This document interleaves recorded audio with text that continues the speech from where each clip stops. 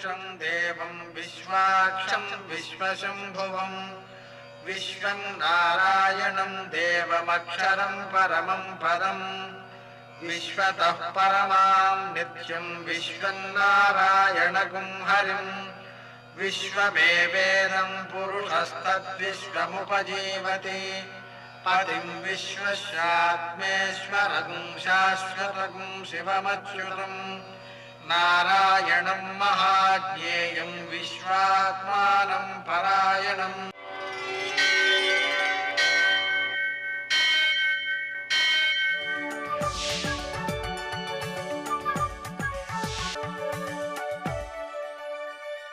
सूर्यशौर्यमथेन्दुरिन्द्रपदवी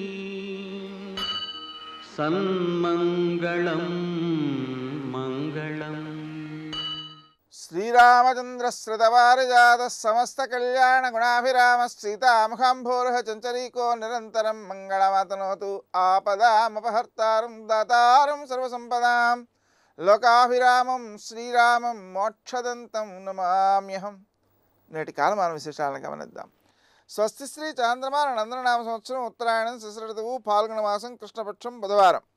సూర్యోదయం 6:12 సూర్యాస్తమయం 6:26 తిథి అష్టమి రాత్రి 9:07 వరకు, నక్షత్రం పూర్వాషాఢ రాత్రి 10:15 వరకు, వర్జం ఉదయం 8:35 నుంచి 10:09 వరకు, మరల తెల్లవారుజామున 5:53 ప్రారంభం. దుర్ముహూర్తం ఉదయం 11:55 నుంచి మధ్యాహ్నం 12:43 వరకు, అమృతకాలం సాయంకాలం 5:43 నుంచి 7:14 వరకు, రాహుకాలం బుధవారం కాబట్టి మధ్యాహ్నం 12 నుంచి 1:30 వరకు. నేటి విశేషం అనఘాష్టమి, అలాగే అష్టకాశ్రార్థ దివసం. అష్టకాశ్రార్థ దివసం కాబట్టి విద్యుదేవతలను ఆరాధించాలి. అనఘాష్టమి కాబట్టి దత్తాత్రేయుడిని అనఘాదేవిని పూజించుకోవాలి. అలా దత్తాత్రేయుడిని పూజించడం ద్వారా మనలో ఒక వివేకం ఉత్పన్నమవుతుంది. ఎటువంటి వివేకం అది అంటే, మనకు చుట్టూకు జరిగేటువంటి ఏ సంఘటనలు అయితే ఉన్నాయో ఆ సంఘటనలన్నిటి నుంచి కూడా తాను జ్ఞానాన్ని ఆర్జించటం, స్వయంగానే లోపల నుంచి జ్ఞానం ఉదయించటం అనేటువంటి స్థితికి చేరుకుంటాడు. అది చాలా ఉత్తమమైన ఫలితాలను అందజేస్తుంది.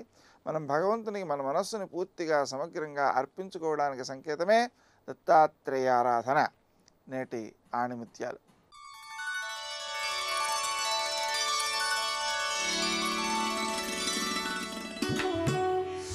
ఎక్కువ తెలిసిన వారే ఎప్పుడూ తక్కువ మాట్లాడతారు.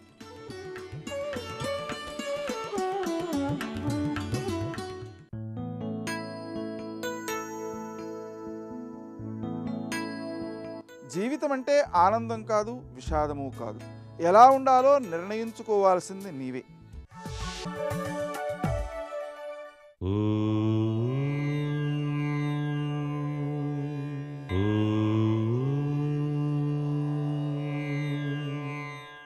ఓం నమో నారాయణాయ. ఓం నమః శివాయ. శ్రీమాత్రే నమః.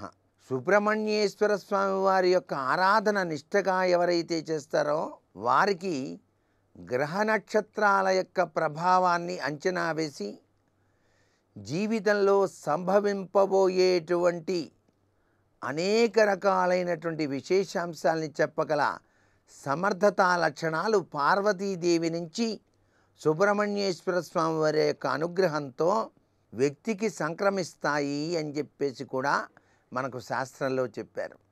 అందుకే సుబ్రహ్మణ్యేశ్వర స్వామి ఆరాధన చేసేటువంటి వ్యక్తులకు చక్కటి యోగవంతమైనటువంటి జీవితం ఉంటుంది అని.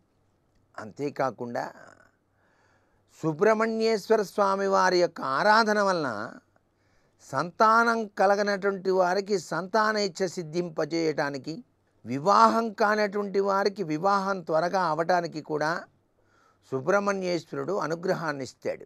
భార్య గర్భవతి అయినటువంటి 3వ నెల నుంచి 8వ నెల వరకు కనీసం ప్రతి మంగళవారం కానీ ఆదివారం నాడు కానీ సర్పసూక్తం చదివి ఆ పుట్ట వద్ద పాలు పోసి చక్కగా సుబ్రహ్మణ్యేశ్వర భుజంగ స్తోత్రాన్ని గనక పఠనం చేసినటువంటి వ్యక్తికి సత్సంతానము ఆరోగ్యప్రదమైనటువంటి విద్యాబుద్ధులు కలిగినటువంటి గొప్ప దేదీప్యవంతమైనటువంటి ప్రభావాలు కలిగినటువంటి సంతానం కలగడానికి ఆస్కారం ఎంతగానో ఉన్నది అని చెప్పేసి కూడా మనకు సుబ్రహ్మణ్య తత్వంలో దాగిన పరమార్థ లక్షణాన్ని గురించి మనకి స్వామివారు అనుగ్రహాన్ని ప్రసాదిస్తూ ఉన్నారు. ఇది మానవ జీవితానికి చక్కటి రాచమార్గం ఏర్పరచడానికి ఉంచినటువంటి అద్భుతవంతమైనటువంటి తత్వం. అందుచేత సుబ్రహ్మణ్య భుజంగ స్తోత్రం ప్రతి ఒక్కరూ కూడాను పఠనం చేసినట్లయితే తప్పనిసరిగా విజయపథంలో పయనించడానికి ఆస్కారం ఉంటుంది సుమా అని. సర్వే జనా సుఖినో భవంతు.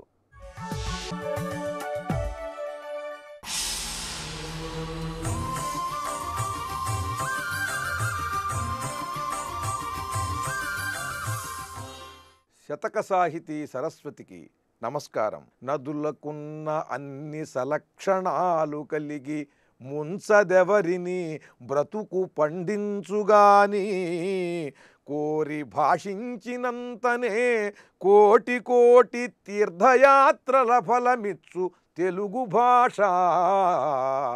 ఈ తెలుగు భాషకి నదులకున్న అన్ని సలక్షణాలు కలిగి, నదులకుండేటువంటి లక్షణాలన్నీ కూడా మంచి లక్షణాలు ఈ తెలుగు భాషకున్నాయి. నదికి నిరంతరము కూడా ప్రవహించే లక్షణం ఉంటుంది, మధురమైనటువంటి నీటిని అందించే లక్షణం ఉంటుంది, ఆ తీర ప్రాంతాలలో పంటలను పండించే లక్షణం ఉంటుంది. తన జలములలోకి వచ్చి ఎవరైనా స్నానం చేసినట్టయితే వారిని పరిశుద్ధులను చేసి వారికి పవిత్రతని కూర్చేటువంటి లక్షణం, ఆరోగ్యాన్నిచ్చే లక్షణం ఉంటుంది. ఈ లక్షణములన్నీ కూడా తెలుగు భాషకున్నాయి. ఇది నిరంతరం ప్రవహిస్తూ ఉంటుంది. తనలో ఉన్నటువంటి మధురమైన పదముల, మధురమైన భావముల నుండి మాధుర్యాన్ని అందిస్తూ ఉంటుంది. ఆ భావముల వల్ల ఆరోగ్యాన్ని పెంపొందిస్తుంది, అలాగే బ్రతుకుని పండిస్తుంది. కానీ నదులు ఒకప్పుడు కాకపోతే ఒకప్పుడైనా సరే ఉధృతంగా వచ్చి వరదల రూపంలో పక్కనున్న గ్రామాలను, కొన్ని ఇళ్లను ముంచేస్తాయి. కానీ తెలుగు భాషకి మాత్రం ఆ లక్షణం లేదు. నదులకున్న అన్ని సలక్షణాలు కలిగి, నదులకుండేటువంటి మంచి లక్షణాలన్నీ కూడా ఉన్నాయి, కానీ ఒక్క లక్షణం మాత్రం లేదు. ఆ నదులకుండేటువంటి ఒక చెడ్డ లక్షణం ఉన్నది. ఏమిటంటే ఎప్పుడో ఒకప్పుడు ఉధృతంగా వచ్చి కొన్ని ఇళ్లను ముంచుతూ ఉంటాయి గ్రామాలను. ఈ భాష మాత్రం ఎవ్వరినీ ముంచదు. ముంచదెవరిని బ్రతుకు పండించుగాని కోరి భాషించినంతనే కోటి కోటి తీర్థయాత్రల ఫలమిచ్చు తెలుగు భాష.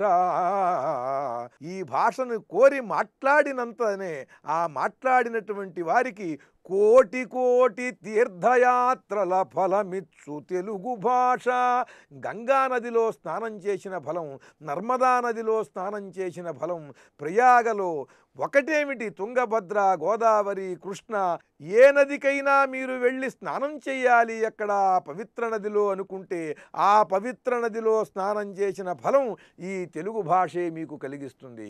ఈ తెలుగు భాషలో ఉన్న దివ్యాద్భుతమైనటువంటి పద్యాలు, పాటలు, సాహిత్యం, దీన్ని గనక అధ్యయనం చేసినట్లయితే, చదువుతున్నట్లయితే సకల పుణ్య నదులలో స్నానం చేసిన విశేషమైనటువంటి పుణ్యఫలం మీకు కలుగుతుంది. తమది కాని దాని తమదని భ్రమపడి సకల బాధలకును సమిధలైన వివిధ జనులకెల్ల విశ్రాంతి చేకూర్చు త్రివిధ దోషహరము తెలుగు భాష.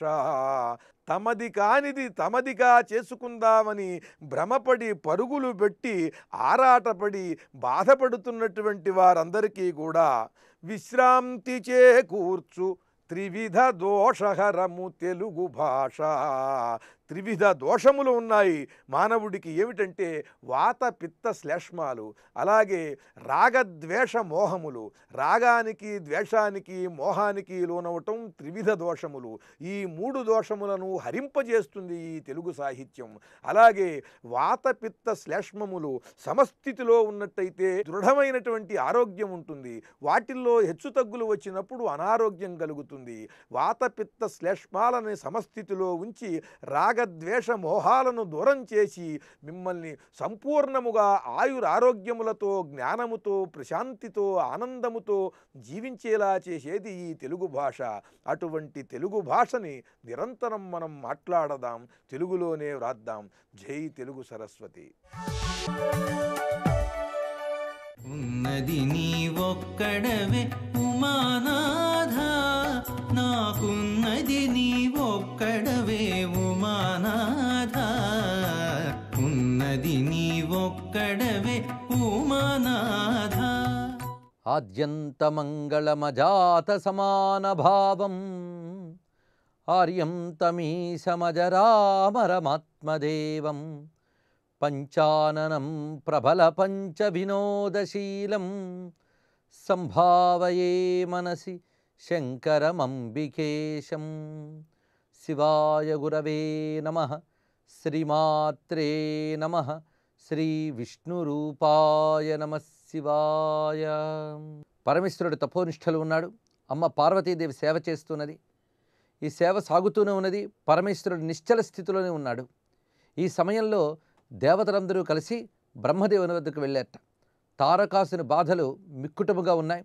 తారకాసురుడు ఇతర రాక్షసులతో కలిసి బలైపోతాడై దేవతలందరినీ అధక్కరించాడు. ఒకవైపు తాను శోణిత నగరాన్ని రాజధానిగా పాలిస్తున్నప్పటికీ కూడా దేవతల బలాలన్నింటినీ అణచివేయడం వల్ల క్రమంగా లోకక్షేమానికి భంగం వాటిల్లింది. ఆ సమయంలో దేవతలు లోకరక్షణ కోసమని ఏ విధంగా తారకాసురుని రూపం ఆపాలో అది బ్రహ్మదేవుని ఉపాయం అడిగారు. అప్పుడు బ్రహ్మదేవుడు చెప్తున్నాడు, తారకాసురుడు సామాన్య రాక్షసుడు కాడు.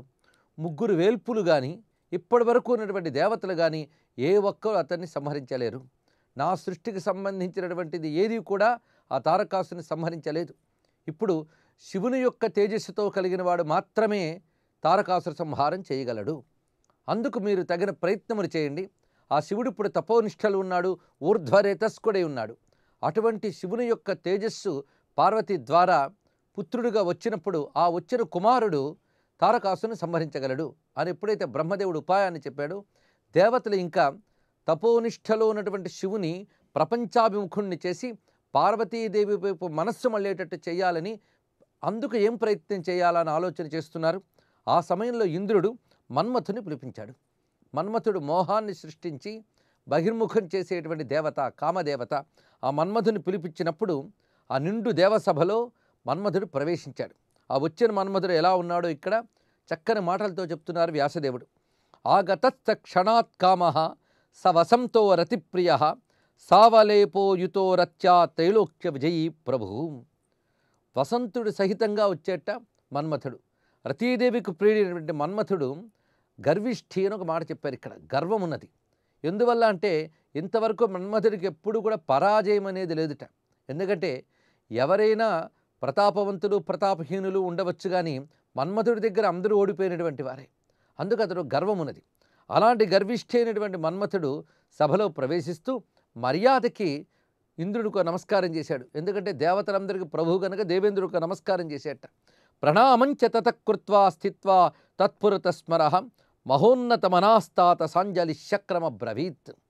ఎప్పుడైతే ఈ విధంగా నమస్కరించి తన ఆసనంలో తాను కూర్చున్నాడో ఇంద్రుడి దగ్గరికి పిలిచి ప్రక్కన కూర్చోబెట్టుకుని చాలా ప్రేమగా పలకరించి మాట్లాడుతున్నాడు. నాకు ఏదైనా సంకల్పం కలిగితే అది క్రియారూపం ధరించడానికి నీ సహాయం యొక్క అవసరం అవుతుంది అంటున్నాడు ఇంద్రుడు ఇక్కడ. పైగా ముందుగా ప్రశంసా వాక్యాలు ఎక్కువ చెప్తున్నాడు ఇక్కడ. మిత్రాణి మమ సంచేవా బహూని సుమహాంతిచ పరంతు స్మర సన్మిత్రం త్వత్తుల్యన్నహి కుత్రచిత్. నాకు ఎందరో మిత్రులు ఉన్నారు, కానీ నీలాంటి సన్మిత్రుడు ఇంకోడు లేడు. నేను లోకాల్లో జయం సాధించడం కోసం, లోకక్షేమం కలిగించడం కోసం 2 ఆయుధాలను నమ్ముకుంటాను. ఒకటి నా వజ్రాయుధం, 2 నీ కుసుమ ఆయుధం అంటున్నాడు. జయార్థం మే ద్వయం తాత నిర్మితం వజ్రముత్తమం. అయితే చిత్రం ఏంటంటే ఈ 2 ఆయుధాల్లో మళ్ళీ గొప్పది ఏది అని నన్ను ప్రశ్నిస్తే నా వజ్రాయుధం కంటే నీ కుసుమాయుధమే గొప్పది. నా వజ్రాయుధం నిష్ఫలమైనటువంటి సందర్భాలు చాలా ఉన్నాయి, కానీ నీ కుసుమాయుధం ఎప్పుడూ నిష్ఫలం కాలేదు. ఎంత గొప్ప గొప్ప మహానుభావులైనా రాక్షసులైనా ప్రపంచాన్ని గడగడలాడించినటువంటి యోధులైనా ఏ అస్త్రాన్నైనా శస్త్రాన్నైనా ఎదుర్కోగలిగినటువంటి బలవంతులైనా నీ పూల బాణాల దగ్గర మాత్రం ఓడిపోయారు. అంటే అర్థం ఏంటి? కామానికి అందరూ లొంగిపోయినటువంటి వారే. అందుకు నీపై నాకు ఆశ ఉన్నది, నీ వల్ల నేను విజయం సాధించగలను అనుకుంటున్నాను అనగానే మరింత గర్వం వచ్చింది అతనికి. అసలే గర్వానికి ప్రశంస తోడైతే మరింత బలం పెరుగుతుంది. అప్పుడు అంటున్నట్ట, ఇప్పుడు నన్ను ఏం చేయమంటావో చెప్పు. ఎవరైనా తపస్సులు చేస్తున్నారా? వెళ్ళి భంగం చేస్తాను. దేవతలనైనా బ్రహ్మదేవుడినైనా ఎవరినైనా సరే నేను జయించగలను అని అంటూ ఉంటే మరింత ప్రేమగా చూస్తున్నట్ట ఇంద్రుడు. మిగిలిన ఇంతమంది దేవతలు ఉన్నారే, వాళ్ళెవరినీ కాదని మన్మధుడినే మర్యాద చేస్తున్నాడంటే మన్మధుడి యొక్క గొప్పతనం ఇప్పుడు మనకు తెలుస్తున్నది. యముడి యొక్క దండము కంటే, వరుణుని యొక్క పాశము కంటే, ఇంకా ఇతర దిక్పాలకుల యొక్క ఆయుధాల కంటే మన్మధుని యొక్క పూల బాణాలకు చాలా విశేషం ఉందన్నమాట. పక్షము పెంపునన్ కుసుమ బాణుని మీదన వ్రాలే దేవతాధ్యక్షుని వేయి కన్నులను తక్కిన వేల్పులను జగించి సూక్ష్మీక్షిక చూడ కార్యగతి అట్టిదియవు ప్రభువుల్ ప్రయోజనాపేక్షనొకప్పుడు ఆశ్రితులకీరే సమంచిత గౌరవోన్నతుల్ అంటున్నాడు శ్రీనాథుడు ఇక్కడ. ఇంతమంది దేవతల్ని విడిచిపెట్టి మన్మధుడికే ప్రత్యేక గౌరవాన్ని ఇస్తున్నాడు అంటే కార్యప్రయోజనం బట్టి ప్రభువులైనటువంటి వారు ఎవరికి గౌరవం ఇవ్వాలో వాళ్ళకి ఇస్తూ ఉంటారు. ఇది లోకంలో నైజము అని ఒక లోకరీతిని చూపిస్తున్నారు. ఎవరి అవసరం పడితే వాడే మహానుభావుడు. అందుకే ఇప్పుడు మన్మధుడే మహానుభావుడు. ప్రయోజనాపేక్షితయా ప్రభువునాం ప్రాయశ్చలం గౌరవమాశ్రితేషు అని కాళిదాస మహాకవి యొక్క వాక్యం. ఈ విధంగా మన్మధుడిని ప్రశంసించినప్పుడు ఆయన తన గొప్పతనం ఇప్పుడు తానే చెప్పుకోవడం మొదలుపెట్టాడు. వజ్రం తిష్టదు దూరే వై శస్త్రాన్యాన్యాన్ని అనేక సహా కింతే కార్యం కరిష్యంతి మయి మిత్ర ఉపస్థితే. వెంటనే అంటున్నట్టు మన్మధుడు, మీ వజ్రాయుధము ఇతరుల ఆయుధాలు పక్కన పెట్టండి. నా ఆయుధాలు ఉంటే మిగిలిన వారితో కానీ వారి ఆయుధాలతో కానీ పనేమున్నది? నేనే కార్యం చెక్కబెడతాను. ఇంతకు ఏం కార్యం చేయాలి చెప్పండి. నేను ఎవరినైనా జయించగలను. ఇంతవరకు బ్రహ్మదేవుణ్ణి కూడా జయించగలని చెప్పినటువంటి వాడు క్రమంగా పెంచడం మొదలుపెట్టాడు. ఎంత నిష్ఠాగరిష్ఠుల ఇంద్రియ నిగ్రహ సంపన్నులైనప్పటికీ కూడా తపస్సులనైనా సరే నేను భంగం కలిగించగలను, దేవతల్ని ఓడించగలను, అసురుల్ని జయించగలను, బ్రహ్మ విష్ణువాదుల్ని జయించగలను, అంతెందుకు ఆ రుద్రుని కూడా జయించగలను అన్నట్ట. వెంటనే అదే నాకు కావలసిందన్నాడు ఇంద్రుడు. అంటే ఏం చేయగలనని అతడి చేత అనిపించి అప్పుడు చెప్పేట. ఆ రుద్రుడు ఇప్పుడు తపోనిష్టలు ఉన్నాడు, ఆయన్ని నువ్వు ఓడించాలి అనగానే మన్మథుడు ఆ గర్వంతో సరే అని అంగీకరించి ఇంటికి వెళ్ళి రతీదేవి సహాయంతో అన్నీ ఏర్పాటు చేసుకుంటున్నట్ట. అప్పుడు రతీదేవి అన్నది, ఎక్కడికి బయలుదేరారని. ఇదిగో శివుని జయించడానికి వెళ్తున్నాను అని. కొంచెం ఆలోచించారా అని అడిగిందట. ఎవరి మీదకి వెళుతున్నారు యుద్ధానికి? ఆయన పరమేశ్వరుడు, అందున మహానిష్టాగరిష్టమైనటువంటి యోగ స్థితిలో ఉన్నటువంటి వాడు. ఆయన మీదుగా మీ యుద్ధం. కొంచెం ముందు వెనుకలు ఆలోచించండి. పైగా వెళుతున్నటువంటి వాడు సాక్షాత్తుగా మహాతపస్వి, ఈ ప్రకృతికి అతీతమైనటువంటి పరతత్వము, ఇంద్రియజయము భూతజయము కలిగినటువంటి వాడు, సమస్త జగతిని శాసించగలిగేటువంటి మహాయోగి. ఆయన మీదుగా మీ యుద్ధము అని ఎప్పుడైతే రతీదేవి చెప్పిందో అహంకారంతో ఉన్నటువంటి వాడు ఆ మాటను వినకుండా అన్నీ సవరించుకుంటున్నాడు. ఇక్కడ మన్మధుడి గురించి కొంచెం ఆలోచన చేస్తే ఈ రతీ మన్మధులు ఇత్యాది భావనలు మన పురాణాల్లో కనిపించినప్పుడు కొంచెం పరిశీలించవలసిన అంశములు ఉన్నాయి. అన్నిటికీ కూడా ఒక దేవతారూప కల్పన మన యొక్క వేద సంస్కృతిలో కనబడుతూ ఉంటుంది. అయితే రతీ మన్మధులు కేవలం మన భారతీయ సంస్కృతికి సంబంధించిన దేవతలు మాత్రమేనా అంటే అసలు దేవతలంటే ఏమిటో అర్థం చేసుకుంటే విశ్వంలో ఉన్న దేవతా వ్యవస్థ ఏమిటో అవగాహన ఏర్పడుతుంది. దేవతలు అంటే సృష్టిలో శక్తికి ఒక అధిదేవతలు ఉంటూ ఉంటారు. ఎక్కడెక్కడ శక్తి ఉందో అక్కడ దేవత ఉంటుంది. ఆ శక్తిని నియంత్రించి ప్రపంచంలో మలచేటటువంటి వారు దేవతలు. అలాంటి శక్తి మనకు కనబడుతున్న ప్రకృతి పదార్థాల్లోనే కాకుండా భావజగత్తులో కూడా ఉంటుంది. క్రోధము, కామము ఇత్యాదులు ఎన్నెన్నో ఉన్నాయి. వాటన్నిటికి కూడా అధిదేవతలు ఉంటూ ఉంటారు. ఒక్కొక్కప్పుడు ఆ భావము ఈ ప్రపంచంలో విస్తృతంగా వ్యాపింపజేసేది అధిదేవతలే. ఆ భావాన్ని నియంత్రించేది వారే. వారి వారి యొక్క కర్మగతులను అనుసరించి ఆ దేవతలు ఆ భావాలను ఇస్తూ ఉంటారు. ఒక్కొక్కప్పుడు ఆ భావం మనకి లేనప్పుడు కావాలంటే ఆ దేవత అనుగ్రహం వల్ల తిరిగి సంపాదించుకోవచ్చు. ఆ భావాన్ని నిగ్రహించుకోవాలన్నా ఆ దేవత అనుగ్రహం కావాల్సింది. అది ఇక్కడ మన్మథుడు అనేటువంటి వాడి కాముడు అని పేరు. అతడు ఒక భార్య, స్నేహితుడు అందరూ చెప్పారు. వీటి గురించి ఆలోచిస్తే వాళ్ళ పేర్ల అర్థం కానీ మనం పరిశీలించినట్లయితే మన ఋషులు ఇచ్చినటువంటి దేవతా స్వరూపాల్లో ఎన్ని అంతరార్థాలు ఉన్నాయో అర్థమవుతుంది. మన్మథుడి కాముడిని పేరు. కామము కానీ మనస్సులో కలిగిందా అది మనస్సుని కలవర పెట్టేస్తుంది. అందుకే మనస్సుని మథనం చేస్తుంది కనుక కామానికి మన్మథుడు అని పేరు పెట్టారు ఇక్కడ. పైగా కోరుకున్నంత మాత్రాన సరిపోదు. ఆ కోరికను ఎలాగైనా తీర్చుకోవాలనే మక్కువ పక్కన ఉన్నప్పుడే ఆ కోరిక కార్యరూపం ధరిస్తుంది. అందుకు సృష్టిలో కోరిక అనేది ఉండాలి. కర్మ నడవాలంటే కోరిక ఉండాలి, కర్మ ఉంటేనే ప్రపంచం ఉంటుంది. కనుక ప్రపంచానికి కర్మ అవసరం, కర్మానికి కామం అవసరం. అంటే కామము, కర్మము, జగతి అనేది ఈ మూడు కలిసి ప్రయాణం చేస్తూ ఉంటాయి. అయితే కోరిక అనేది ధర్మబద్ధమైనప్పుడు ధర్మబద్ధమైన కర్మ ఏర్పడుతుంది, దాన్ని బట్టి ప్రపంచానికి క్షేమం ఏర్పడుతుంది. కనుక కోరిక గొప్పదే, కానీ ఆ ధర్మబద్ధంగా వినియోగింపబడాలి. అంతేగాని కోరికను చెడ్డదనడానికి లేదు. అందుకే అరిషడ్వర్గాల్లోని కామం ఉన్నది, పురుషార్థాల్లోని కామం ఉన్నది. ధర్మార్థ కామ మోక్షాలు అంటున్నాం, కామక్రోధ లోభమోహ మదమత్సర్యాలు అంటున్నాం. ఇందులో ఏది మంచిది అంటే పురుషార్థాల్లో కామం మంచిది, అరిషడ్వర్గాల్లో కామం చెడ్డది. అయితే అరిషడ్వర్గాల్లో కామం ఏది అంటే ధర్మ విరుద్ధమైనది అరిషడ్వర్గాల్లో కూర్చుంది, ధర్మసమ్మతమైనది పురుషార్థాల్లో ఉన్నది. అందుకు కామము కూడా ఒక దేవతా స్వరూపమే. దానికి ఆసక్తి లేదా మక్కువ శక్తిగా తోడుగా ఉన్నది. అందుకే రతీదేవి అంటే మక్కువ అని అర్థం, రతి మన్మధుడు అంటే ఇది అర్థం.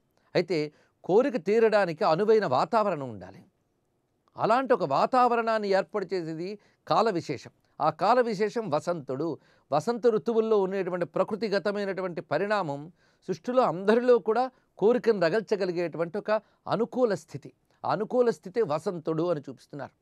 పైగా మరొక స్నేహితుడు మలయ పవనుడు అన్నారు. అంటే మృదువుగా మందంగా వీచేటువంటి వాయువు కోరిక అనుకూలత కలిగిస్తుంది కనుక మలయ పవనుడు అని చూపిస్తున్నారు. ఇలాగ ప్రతి దాంట్లో కూడా మన వారు చేసిన రూపకల్పన ఒక అద్భుతమైన సంకేతంతో కూడి ఉన్నది. అలాగే మనస్సే చెరకు విల్లు, పంచతన్మాత్రలే 5 పువ్వుల బాణాలు, వీటిని పట్టుకున్నాడు మన్మధుడు. అంటే మనస్సుకి శబ్దస్పర్శ రూపరసగంధాలను కలపడం వల్ల కోరిక తీరడం అనేది జరుగుతుంటుంది, కోరిక పుట్టడం అనేది కూడా జరుగుతుంటుంది.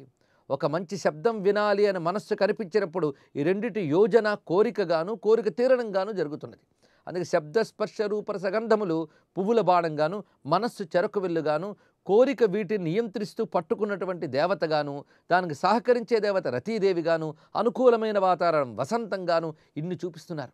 ఈ సరంజామా అంతా ఏర్పాటు చేసుకుని వెళుతున్న మన్మధునితో రతీదేవి ఏం పలుకుతున్నది, మన్మధుడు ఏం చేశాడనేది రేపు తెలుసుకుందాం. సర్వం శ్రీ సాంబ సదాశివ చరణ అరవిందార్పణమస్తు. శ్రీరాఘవం దశరథాత్మజమప్రమేయం సీతాపతిం రఘుకులాన్వయరత్నదీపం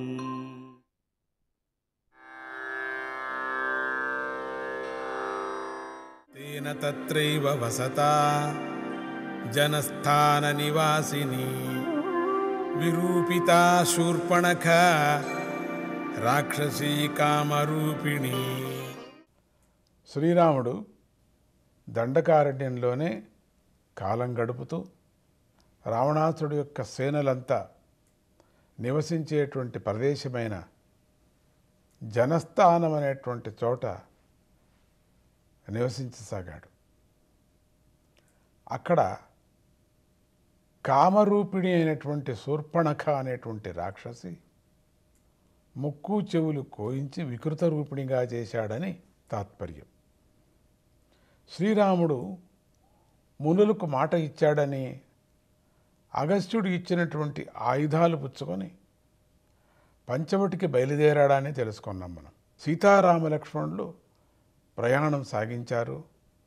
మధ్యలో ఒక పెద్ద భయంకరమైనటువంటి పక్షి వారికి కనిపించింది.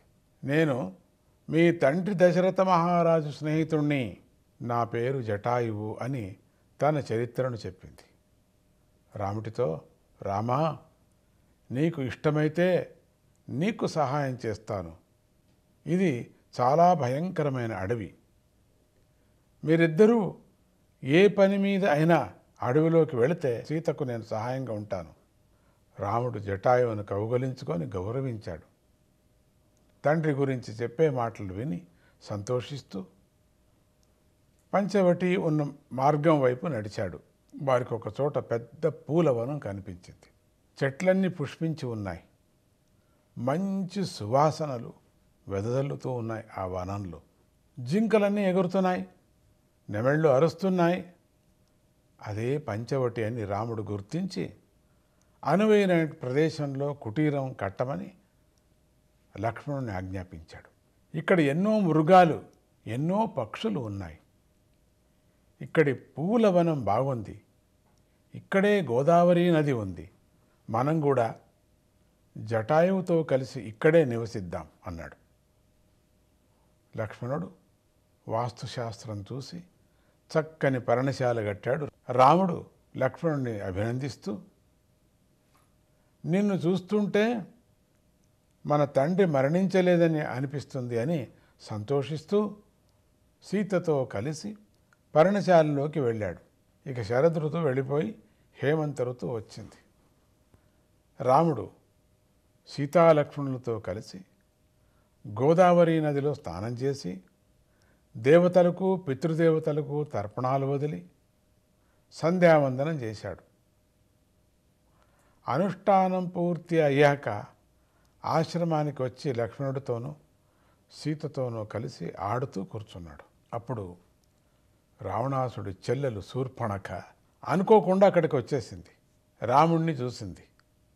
అసలే హేమంత ఋతువు, ఇది ప్రేయసి ప్రేమికులకు ఎంతో ఇష్టమైన ఋతువు కదా. అందులో రాముడు అందగాళ్లను మించినటువంటి అందగాడు కదా. శూర్పణఖ తన కన్నులను ఒక్క చోటు కూడా తిప్పుకోలేకపోయింది. అట్లనే చూస్తూ నిలబడింది. రాముడి యొక్క సౌందర్యాన్ని చూసి రాముడికి మనస్సు ఇచ్చేసింది. మొత్తం చెప్పకోకుండానే రాముడి దగ్గరికి వెళ్ళి వనవాస విషయం తెలుసుకున్నది. రాముడు శూర్పణఖతో, నీ విషయాలు కూడా చెప్పు అన్నాడు. అప్పుడు శూర్పణఖ, నేను రావణాసురుడి చెల్లెల్ని, నాతో పాటుగా ఎప్పుడూ నిద్రపోయేటువంటి బలవంతుడైనటువంటి కుంభకర్ణుడు ఉన్నాడు, సాత్వికుడు ధర్మాత్ముడైన విభీషణుడు, గొప్ప యోధులైనటువంటి ఖర, దూషణులు జన్మించారు. వీళ్ళంతా కూడా నేను వారిని లెక్క చేయకోకుండా నా ఇష్టానుసారంగా తిరుగుతున్నాను. నిన్ను నా భర్తగా భావించాను. నన్ను భారీగా చేసుకో. సీతను లక్ష్మణుడిని తినేస్తాను. మనిద్దరం హాయిగా చేయి పట్టుకొని పర్వతాలు ఎక్కుదాం, వనాల్లో తిరుగుదాం, దండకారణ్యమంతా చుట్టూ వద్దాం అబ్బో అన్నది. అప్పుడు రాముడు నవ్వి లక్ష్మణుడికి గుణాలంతా వర్ణించి, అతడు ఇంతవరకు కూడా భార్యతో చేయి పట్టుకొని తిరగలేదు, నేనైనా తిరిగాను కానీ వాడు తిరగలేదు, కనుక నువ్వు అతడి చేయి పట్టుకొని తిరిగితే బాగుంటుందన్నాడు. చూడు నాకన్నా చిన్నోడు వేరే అని. శూర్పణఖ లక్ష్మణుడి వైపు తిరిగింది. అది నిజమే. లక్ష్మణుడు, ఓ సువర్ణ సుందరి, నేనే ఒక దాసుణ్ణి, ఈ దాసుణ్ణి చేసుకుంటే నువ్వు దాసురాలవుతావు తెలుసా? నీ అంత అందగత్తె అందగాడైన అన్నగారి దగ్గరే ఉండాలి కానీ అక్కడికే వెళ్ళు అని శూర్పణఖను రాముడి వద్దకు పంపించాడు. శూర్పణఖ ముందు సీతను మింగేస్తే బాగుంటుంది, అప్పుడు రాముడు ఒంటరి వాడైపోతాడు, చేయి పట్టుకొని తిరగచ్చు, వనాల మీద తిరగచ్చు అనుకొని బాగుంటుందని చెప్పేసి ప్రయత్నించగా రాముడు శూర్పణఖను అడ్డుకొన్నాడు. లక్ష్మణుడితో, తమ్ముడా, బుద్ధి వికసించని పెద్దలతోనూ క్రూరులతోనూ పరిహాసాలు ఆడకూడదు కదా. ఈ దుష్టురాలికి మదం ఎక్కిందయ్యా, సీతకు ఆపద రాకుండా చూడు, దీన్ని వికృతరూపిడిగా చేయన్నాడు. లక్ష్మణుడు తక్షణమే అన్నగారి పక్కనే ఉన్నటువంటి కత్తి తీసుకొని శూర్పణఖ యొక్క 2 చెవులను ముక్కు కోసేశాడు. శూర్పణఖ వికృతరూపిణి అయ్యింది. చూసారా వీళ్ళ యొక్క పరిస్థితి పాపం. జై గురుదత్త. సీతారామాభ్యాం నమః.